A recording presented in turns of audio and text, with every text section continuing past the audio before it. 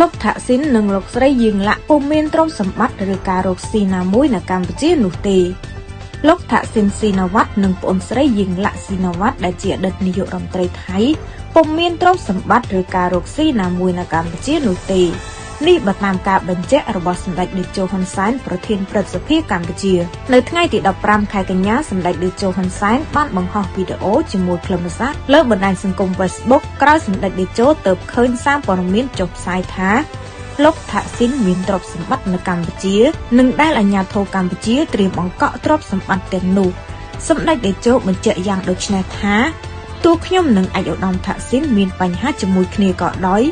ក៏ខ្ញុំត្រូវមានការទទួលខុសត្រូវនៅភាពស្អាតស្អំរបស់ឯកឧត្តមថាក់ស៊ីនផងដែរសម្ដេចបានសរសេរពន្យល់ថាមិនថាឯកឧត្តមថាក់ស៊ីនឬលោកជំទាវយៀងឡាក់ពុំមានទ្រព្យសម្បត្តិឬការរកស៊ីណាមួយនៅកម្ពុជានោះទេពេលឯកឧត្តមថាក់ស៊ីនឬយៀងឡាក់មកកម្ពុជាគឺប្រើប្រាស់រថយន្តរបស់ខ្ញុំទាំងអស់បង្ហាញឲ្យឃើញថាថាក់ស៊ីនគ្មានទ្រព្យសម្បត្តិណាមួយនៅកម្ពុជានោះឡើយខ្ញុំសូមបញ្ជាក់បន្ថែមថាឯកឧត្តមថាក់ស៊ីននិងខ្ញុំមិនដែលបានពិភាក្សាគ្នារឿងអាជីវកម្មរកផលចំណេញ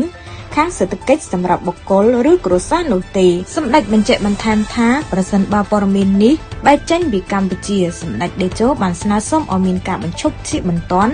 ដែលជាតិសាសន៍របស់យើងត្រូវរក្សានៅភាពថ្លៃថ្នូរមិនកុហកភូតភរមូលបង្កាច់ប្រឌិតឬខុសការពិត